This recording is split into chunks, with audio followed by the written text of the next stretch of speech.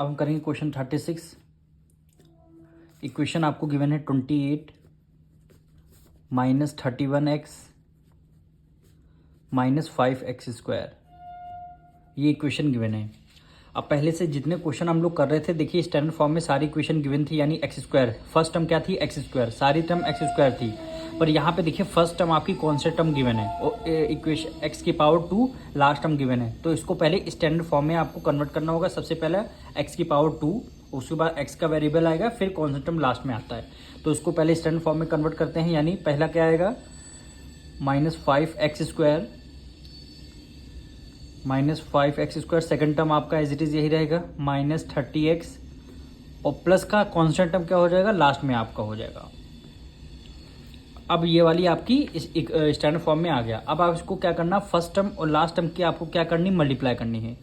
यानी 28 की मल्टीप्लाई आप 5 टाइम्स करेंगे तो आंसर क्या आएगा? 140। और यहाँ पे x² है तो x² आ जाएगा मल्टीप्लाई करने के बाद, और यहाँ पे माइनस है, ये प्लस है, प्लस माइनस क्या होता है? माइनस। यानी ये आपका आंसर आया।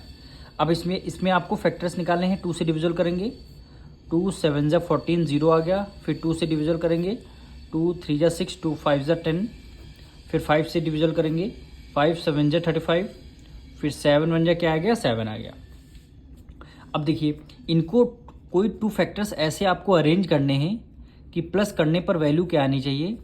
-31x आनी चाहिए, यानी -31x आनी चाहिए, वो भी प्लस करने पर। वही वैल्यू जब आप मल्टीप्लाई करेंगे, सेम वैल्यू को जब आप मल्टीप्लाई करेंगे तो आंसर क्या आना चाहिए?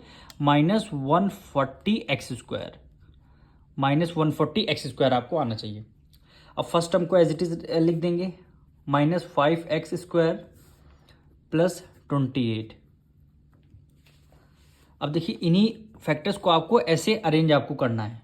तो देखिए 7 5 जा क्या होता है? 35, और 2 की मल्टीप्लाई 2 से करेंगे, 2 2 जा 4, यानी 7 5 जा 35। फिर क्या आ गया? 2 2 जा 4 आ गया। 35 में 4 ऐड करेंगे 39 होता है। तो ये देखिए काफ़ी कम है। तो एक नंबर आप माइनस में लेंगे, यानी 35 को आपने माइनस में, यानी प्लस माइनस माइनस, 35 में से 4 माइनस करेंगे 31 आ जाएगा। और x है तो x दोनों में आप लगा देंगे। इसी तरह सेम नंबर -35x और मल्टीप्लाई करेंगे 4x से, तो x के मल्टीप्लाई x से x² हो गया। 35 के मल्टीप्लाई 4 से करेंगे 140 हो गया। ये माइनस है, प्लस माइनस हो गया, यानी ये दोनों कंडीशन आपकी सेटिस्फाई कर रही हैं। तो आप यहाँ पे लिखिए -35x + 4x।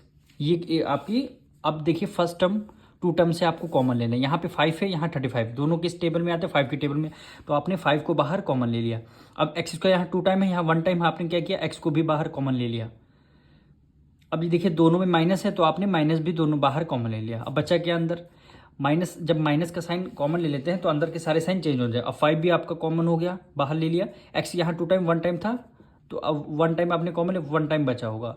अब ये देखिए, अब ये वैल्यू माइनस में नहीं आएगी क्योंकि बाहर आपने माइनस को कॉमन ले लिया। ये वैल्यू किस में आ जाएगी? प्लस में आ जाएगी। अब 5 की टेबल में थे 35 कितने टाइम? 7, 5 7 जा क्या हो गया? 35 हो गया।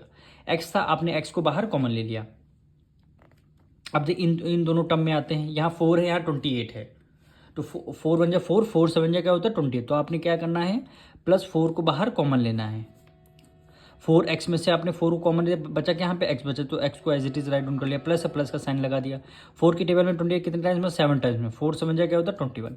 अब देखिए दोनों ब्रैकेट क्या है? आपके सेम है, तो आपने ब्रैकेट को आपने लिख लिया, यानी x + 7। फिर आपने क्या किया? -5x + 4, यानी यही दोनों क्या हो जाएंगे? आपके फैक्टर्स हो जाएंगे।